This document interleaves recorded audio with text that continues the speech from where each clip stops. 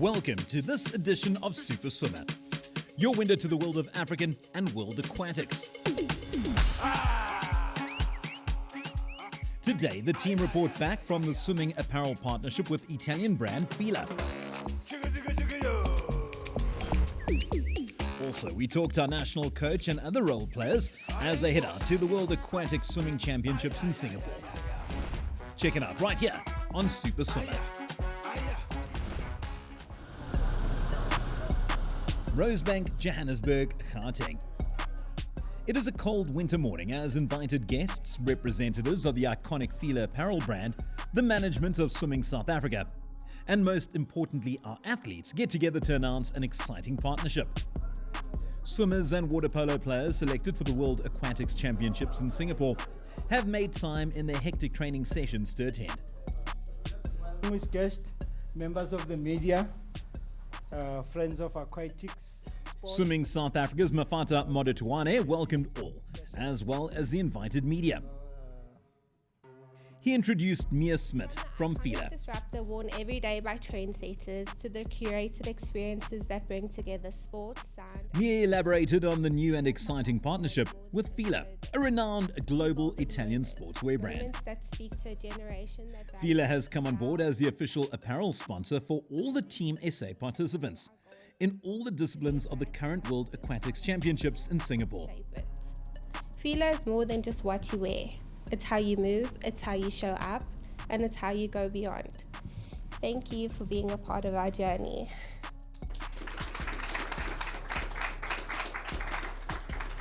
We truly are honored to be associated with such a cool brand, dare I say. I know when we found out that Fila was going to be our partner, we were super excited. We really are appreciative of you guys stepping in and really trusting us with your brand, and that our athletes will truly represent the spirit of Fila.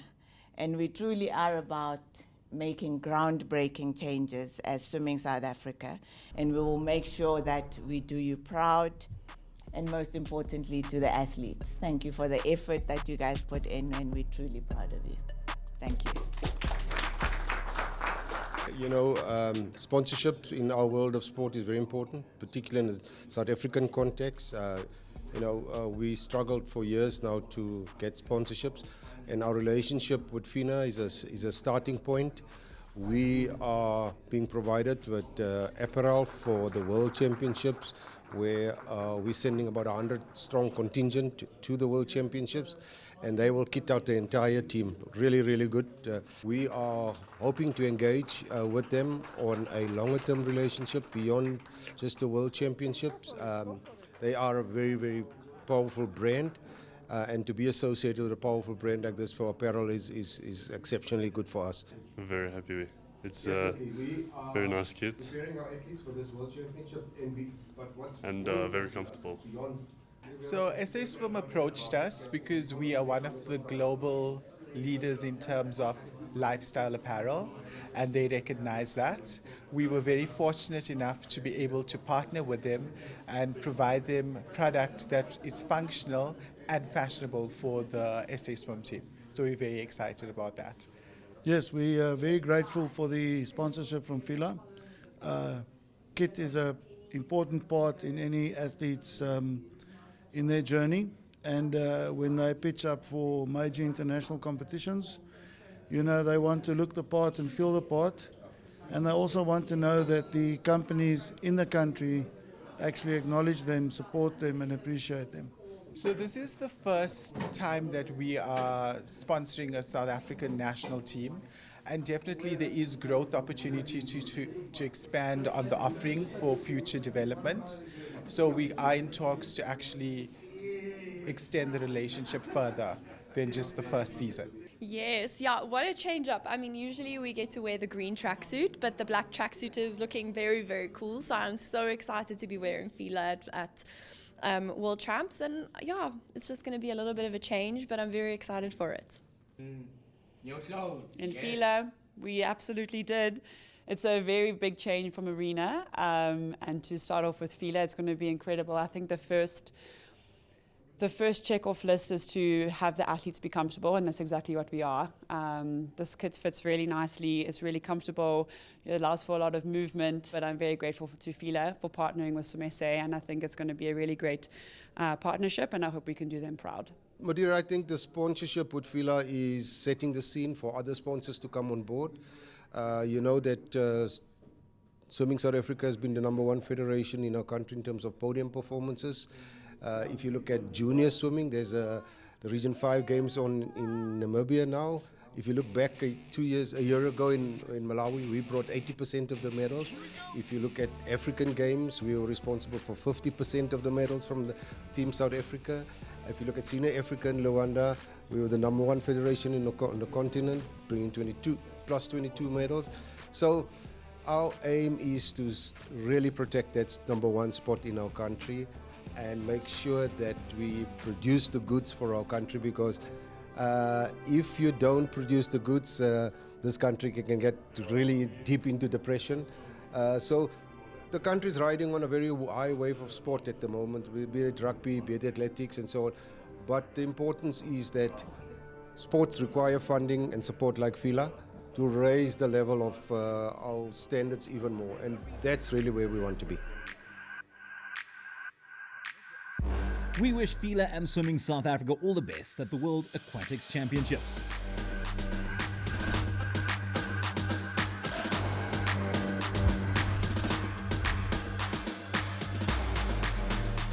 The World Aquatics Championships for all disciplines is currently underway in Singapore.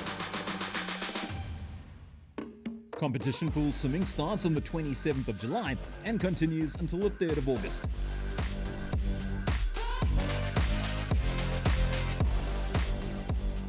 We caught up with some of the role players, starting with Rocco Mehring, our senior national coach. So far, so good. The preparations have gone without injury and illness. We've had here and there hiccups in terms of the facilities, and as the president said, facilities is the challenge. But we have no excuses if the performance aren't on par. We work on a 12-year cycle from producing junior athletes to producing senior athletes that compete right at the pinnacle of sport, the Olympic Games. And the World Championships, of course, is one of a big milestone for athletes. You would have seen in our national championships in Gqeberha, in our junior nationals in Cape Town, that the younger crop is definitely coming through. So our goal is, if our young athletes can get into semi-finals and finals at the World Championships, I think the coaches would be very happy, and so would we at the federation. I'm very excited. I love going to Asia, so I'm incredibly excited to have some Asian food and get to spend some time in Singapore. So yeah, and of course race as well. I am swimming a couple of the relays. Thank goodness I'm not doing the 4x2, all respect to the 4x2 girls. I believe in them, but I'm very glad I don't have to do that. I will be doing the other relays, however, and then my individual events are the 50 fly, 100 fly, and 100 freestyle. Chanel van Beek joins me as we relive Erin's 100-meter butterfly swim earlier this year in Gqeberha. Next to her, Rebecca Meader in 5, also getting a B qualifying time of 1 minute .28. 6, we have Jamie Moat, who qualified for the World Junior Championships this morning in a time of 1:01.07. So big congratulations to Jamie Moat. 7, Hannah Maton, and in 8, Juliana Venka.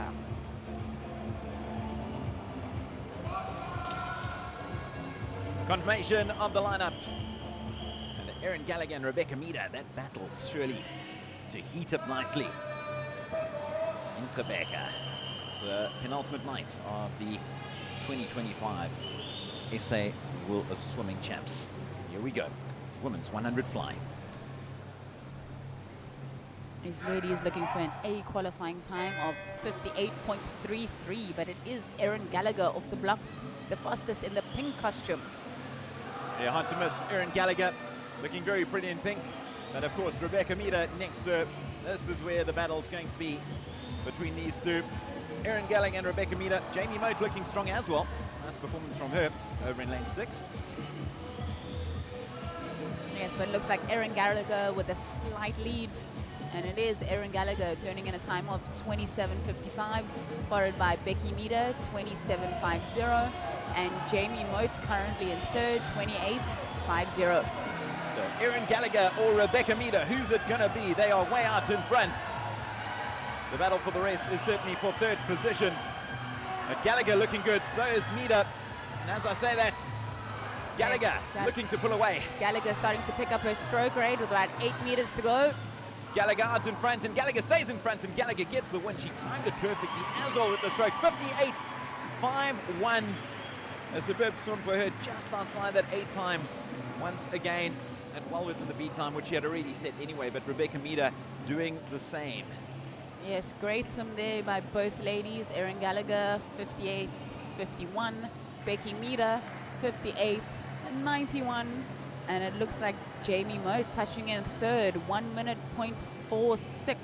It was, and I heard the crowd go crazy there at the end, and I think they were of the opinion that Jamie Moat, because she's from the Eastern Cape, that she might have squeaked in with that B qualifying time, which was 1:00:37. So she was just outside that mark, unfortunately.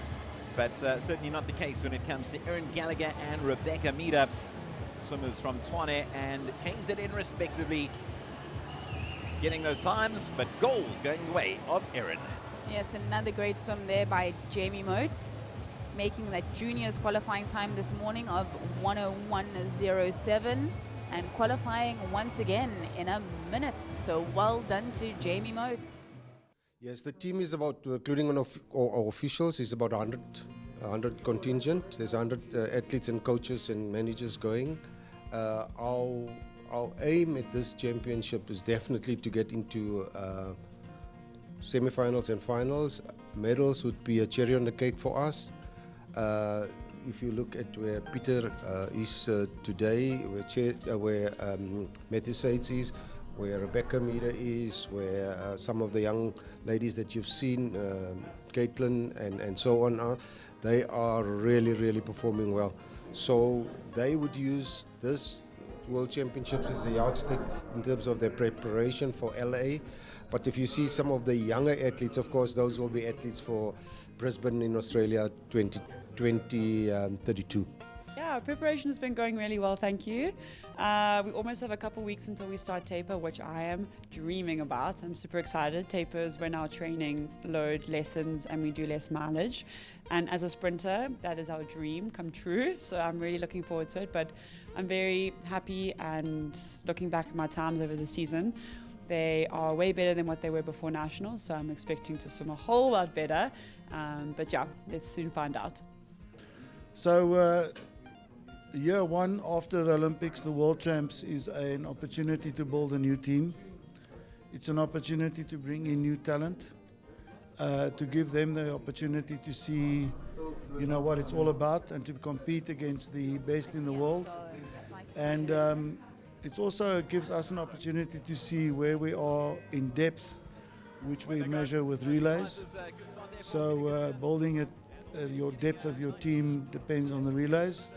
So we will have a strong focus on the relays, especially in the women, and to see how do we compare to the rest of the world with regards to relays. Let's take a look at some of those swimmers now. This is the 4x50 meter relay final for women. Onto the starters blocks. We've got Western Cape B, represented by Melissa Kuhn, Morgan Cope, Grace de Jong, and Jana Lombard. Eastern Cape A, Kendra Venter, Kira van Heerden, Jamie Moat, and Jessie Lee Laderach. KZN A, Jessica Carmody, Carla Meekler, Dina Robinson, and Rebecca Meader. And look at those two, the twins. Olivia Nell and Georgia Nell, very excited to represent Western Cape A alongside Leah Christie and Michaela de Villiers.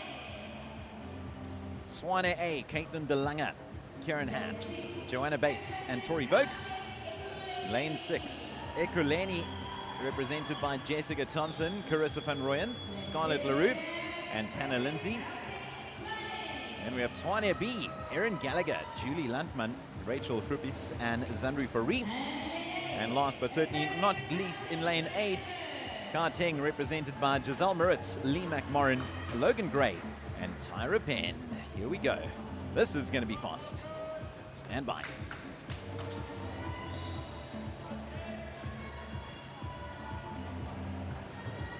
Of course, there's swimmers either side of the pool. Just one length per swimmer.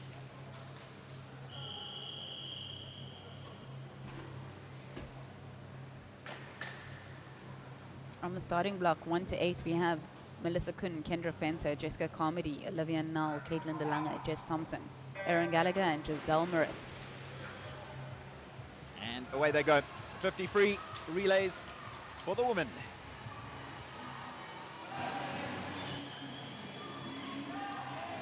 Very good start out in lane 6 by Jessica Thompson. Nice, Jessica Thompson's looking great out in lane 6, followed closely by Caitlin DeLange. So Thompson doing the handover, doing so to Carissa Van Rooyen. Yes, and it is Jess Thompson, 25:37. It's the other side, you fight their way back now, the likes of Western Cape A and Twane A. Western Cape A, Leah Christie looking strong, as in Kieran Haps. Carissa Van Rooyen looking good too. But it's still lane 6 leading the way by Ikaleni, and Scarlett LaRue takes to the water now.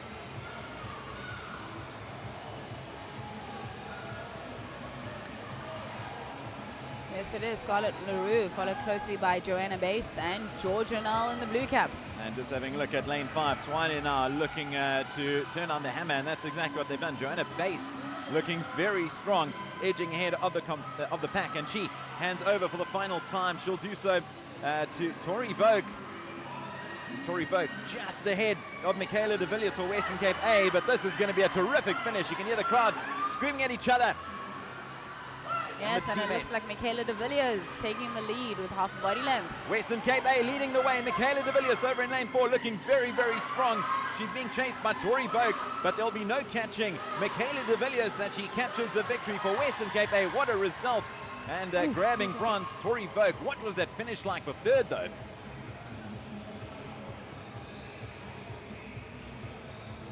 Wow. That was beautiful, very fast. But in the end, Western Cape A capturing the win. Olivia Null, Leah Christie, Georgia Null, and Michaela de Villiers grabbing gold. And in third place, it was Twane B, just edging ahead the likes of Jessica Thompson, Erin Gallagher, Julie Landman, Rachel Krupis, and Zandri Farid. But it was all about Western Cape A.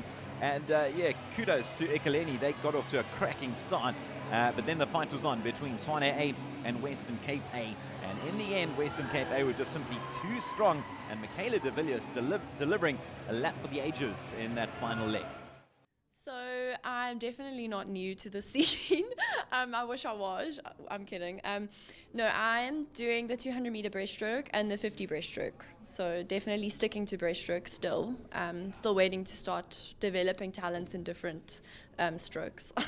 Yeah, so my coach Rocco Mehring is all about being prepared for racing. So he's put on a couple galas, and we've been to a couple invitational meets where we go get up and race, put the suits on. I've been putting suits on in training and doing a lot of stand-ups, which is just almost simulating the racing experience, and we've been doing that a lot more than usual. So I'm feeling a lot more prepared and ready, and yeah, I think it's definitely going to show off and or pay off, and yeah, we'll see what happens. I think the funny thing is that Rocco always says that we are born and bred in South Africa. We don't like leaving South Africa before we go to big competitions like this. So we have not left anywhere, but we are still training and yeah, going forward in Pretoria, even though it's freezing cold. Luckily we have a heated pool, so yes. It is challenging to prepare in winter in South Africa. But you know, that's the way it is, and we got to deal with it, and we got to deal with less than optimal conditions. But those are the objectives from a performance point of view. There's some of the athletes that we would like to see in the finals, and there's others that we would like to see whether they can progress into the semi-finals. when you make a final at world level, anyone can win. So it is a little bit unrealistic to expect that you're going to be on a podium, because you have other 7 swimmers there that also want to be on the podium, and they're also good enough to be on the podium. So it's on the day and how the race is swum that will determine who's on the podium. Peter Coetzee has taken over the mantle from Tatiana Smith as a very likely medal prospect. Team management have reiterated that post-Olympics, they'll be very happy with our swimmers making finals. But most swimmers want to win, and Peter Coetzee is definitely one of them. Yeah, he's a supreme athlete, and just confirmation once again of the time that he set over in Paris. 52.58 doing so last year, and that is the SA and African record. A sensational performance from him over in France. As you heard Michel speak about his earlier time today, it was 53.03. Certainly was taking it a little easier, but there'll be eyes on whether he can beat his own time when it comes to record. But up against him, the likes of Vickers Sportkidder, Ronan Theron, Adrian van Dijk, Peter Coetzee, Ruud van Renen, Helgard Muller, Jonah Poole-Jones, and Ty Lee Pearson. It is the final race of the night before we head over to the relays. And I do expect Ruud to give it a good go to see how close he can get to Peter. He obviously did go to that Budapest and he made the final there, so I do expect Ruud to see how close he can get to Peter.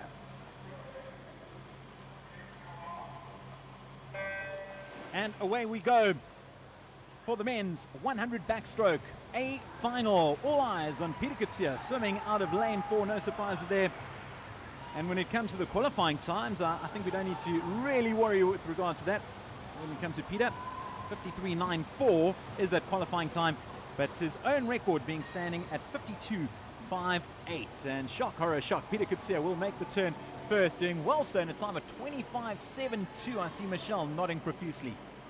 I think that's very good, solid first 50 by Peter. I'm just watching Ruud and seeing if he can get close to that A qualifying. It would be good for South African swimming to have 2 men again in that 100-meter backstroke. I can see Peter's pulling away. What is he going to do, Derek? He is pulling away. Remember the time, 52.58 in terms of his record, and he gets a 52.71. So that's just outside his own record time, but a sensational performance nonetheless. And in second position, Ruud van Renen.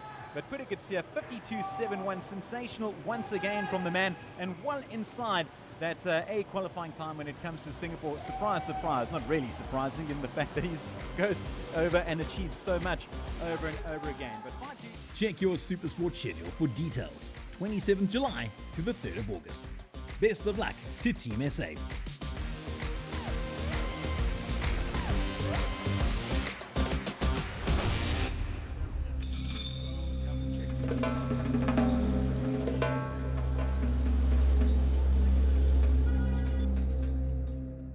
We shift our attention to Cairo in Egypt now.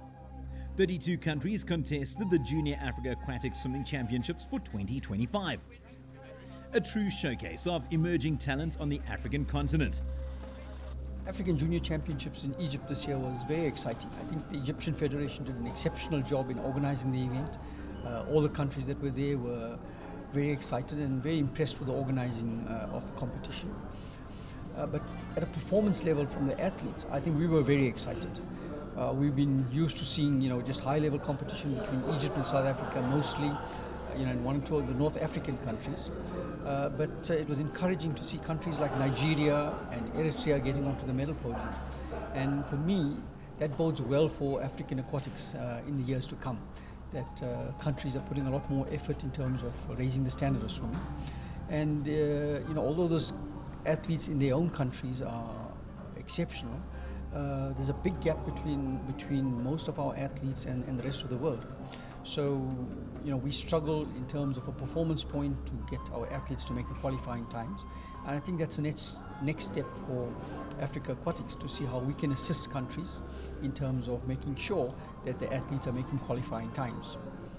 We're partnering with World Aquatics and Olympic Solidarity to look at further development programs. You recollect that we had a coaching camp last 2 years, for our swimmers to prepare them for international events.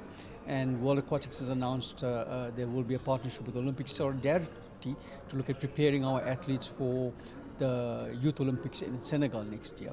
So, I think those sort of initiatives help in terms of building high performance at the swimming level for Africa going forward.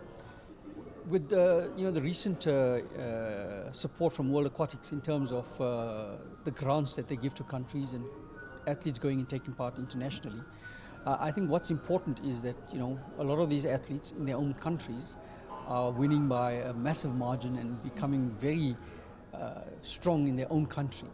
But what they've got to realize is that the world's a very competitive place. So in terms of continental regional competitions, I think it forms an important path in terms of our athlete for their performance. It brings a number of age group swimmers who have never taken part at an international competition in the past, and we've seen increasing numbers of athletes competing as an entry level at that event. So at an African level, we'll start to see these competitions in the second half of the year, with the Zone 4 Championships taking place in Eswatini, and we'll see all the Southern African countries participating at that event. In the beginning of October, we'll see the Zone 2 Championships in Ghana, and being held at the facility they used for the Africa Games, which was an exceptional facility as well. And soon after that, we'll see the Zone 3 Championships for East Africa taking place in Nairobi, Kenya. Well, here's hoping that Africa will make their presence felt in Singapore at the World Aquatics Championships. The swimmers are definitely ready to be noticed. I'm Derek Alberts. Thank you for watching.